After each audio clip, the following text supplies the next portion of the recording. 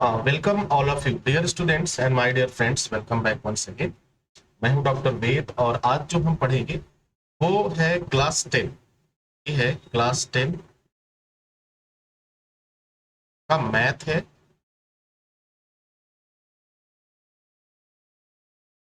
ठीक है, इसके बारे में आज पढ़ेंगे। ये आज का जो मेरा रिलेशन है वह है आपका यूक्लिड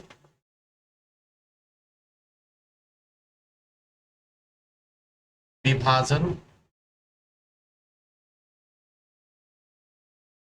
प्रमेय का। ठीक है, आज हम इसको जानेंगे क्या होता है यूक्लिड विभाजन प्रमेय का, क्या होता है। डियर स्टूडेंट, सबसे पहले पिछली क्लास में आपने बहुत सारी चीजों को पढ़ा है। उन सभी बातों को थोड़ा सा रिकॉल करते हुए हम आगे बढ़ते हैं। अब देखो, यूक्लिड विभाजन प्रमेयिका को जानने के लिए सबसे पहले कुछ चीजों को हम जानते हैं। जैसे अभी आपके बुक में, आपके पुस्तक में कुछ चीजें दी हुई हैं, उनके एग्जाम्पल्स को देखते हैं और एक एक एग्जाम्पल में आपको बताऊंगा और आप देख पाएंगे। जैसे इसमें एक है 17 और 6, एक शब्द है इसमें। अब कैसे, क्या कहता है यूक्लिड विभाजन, क्या कहता है, इस चीज को जरा समझ। हमारे पास एक नंबर है 17 और दूसरा नंबर है 6। अब हम इसे क्या करेंगे, इसमें भाग देंगे। यूक्लिड विभाजन को समझने के लिए ये तरीका समझना बहुत ही आसान है और पहली बार में आप इस चीज को समझ पाएंगे, बेहतर तरीके से जान पाएंगे। अब देखो, 6 से इसमें भाग दोगे तो कितनी बार जाएगा। देखो, 36 18, 3 बार, 18 अधिक हो रहा है, 2 बार में जाएगा। तो क्या होगा बेटा, यहाँ पे यहाँ लिख देंगे 12। अब 12 के बाद क्या होगा, अब इसको देख लो कितना बचेगा आपके पास। 7 है, 7 में से 2 को माइनस करेंगे, कितना हो जाएगा आपके पास 5।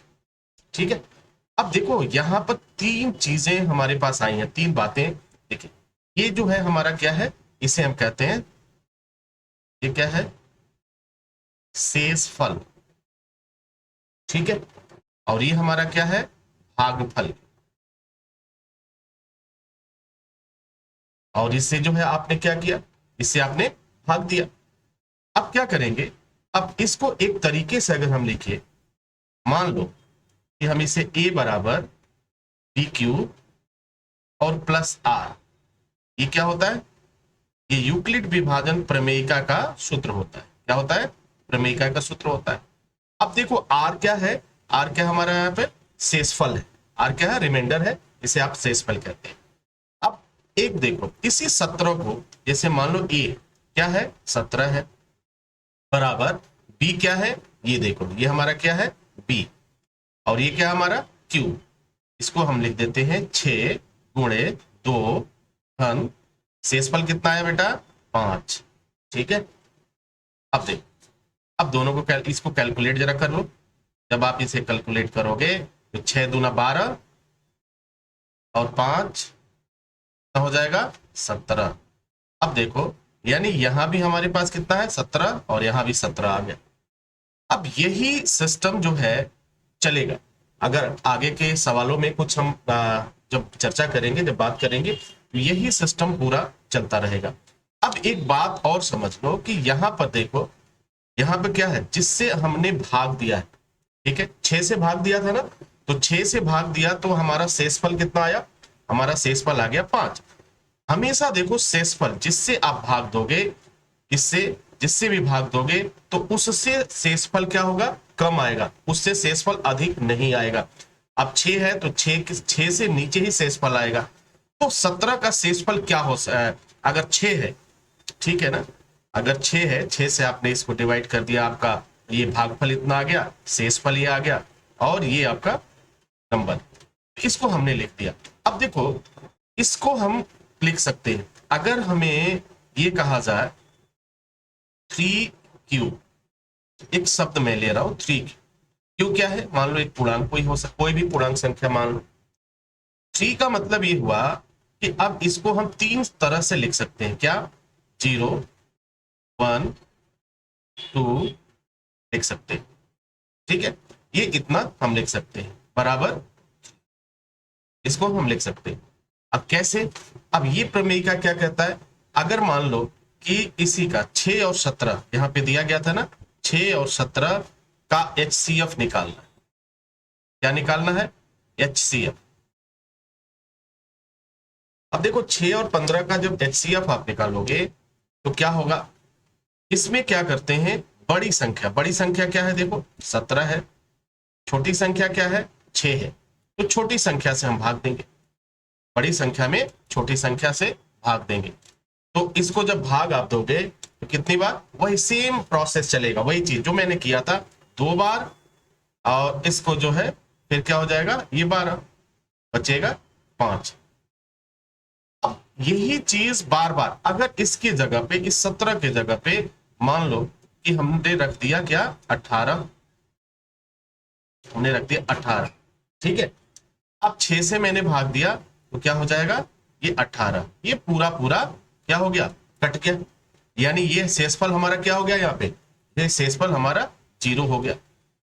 अब देखो ये शेषफल क्या होगा, या तो 0 होगा, या जिससे भी भाग दे रहे हो या तो 0 होगा या 2 होगा, या इससे कम होगा, इससे हमेशा ये कम होगा, ज्यादा नहीं हो सकता। यानी कहने का मतलब कि शेषफल आपका 0 भी हो सकता है, 1 भी हो सकता है, 2 भी हो सकता है, लेकिन वह संख्याओं के अकॉर्डिंग होगा। लेकिन ये बात हमेशा ध्यान रखना कि जिससे भी आप भाग दोगे उससे आपका शेषफल हमेशा कम आएगा, या 0 से लेकर के उससे कम आएगा। यानी इसका शेषफल क्या क्या आ सकता है, अगर देखा जाए तो भाई 6 से 7 तो नहीं होगा, 6 से 7 नहीं होगा, लेकिन 0 हो सकता है, 1 हो सकता है, 2 हो सकता है, 3 हो सकता है। चलो अब कुछ एग्जाम्पल देखते हैं, आपके बुक में है, उसको हम हल करते हैं। अब देखो आपके पास एक है, ये कह रहा है कि यूक्लिड विभाजन प्रमेयिका के आधार पर आप 5 और 12 को लिखिए, उसके रूप में लिखिए। तो 5 और 12 को लिखना है। अब हम क्या करेंगे, 5 और 12 को कैसे लिखेंगे, ये देखो हमको दिया गया है 5 और दिया गया है 12, ठीक है। तो इसमें बड़ी संख्या क्या है, 12 क्या है, एक बड़ी संख्या है, ठीक है, ये क्या है, बड़ी संख्या है, और 6 क्या है, एक छोटी संख्या है।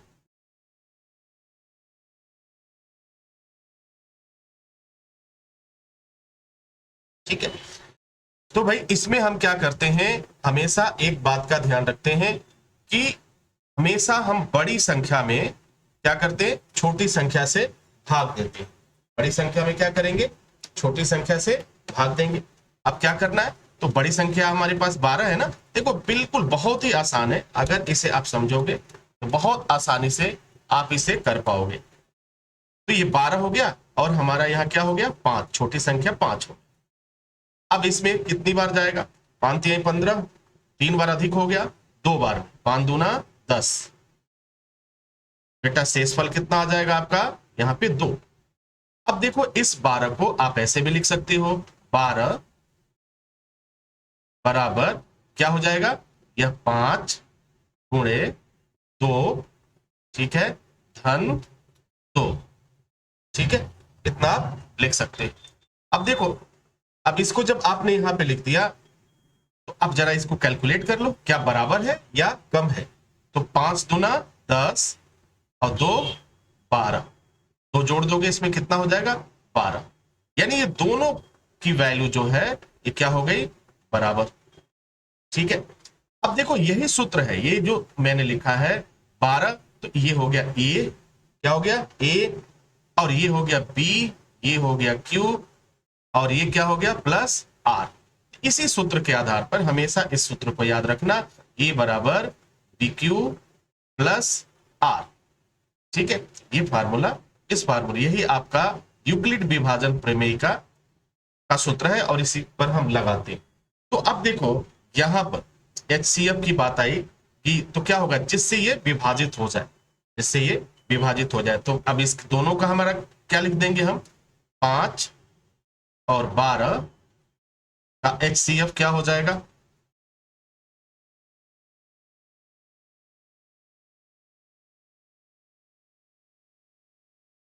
5,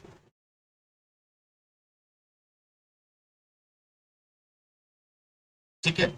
अब देखो अब 20 और 4 को भी हम लिखते हैं।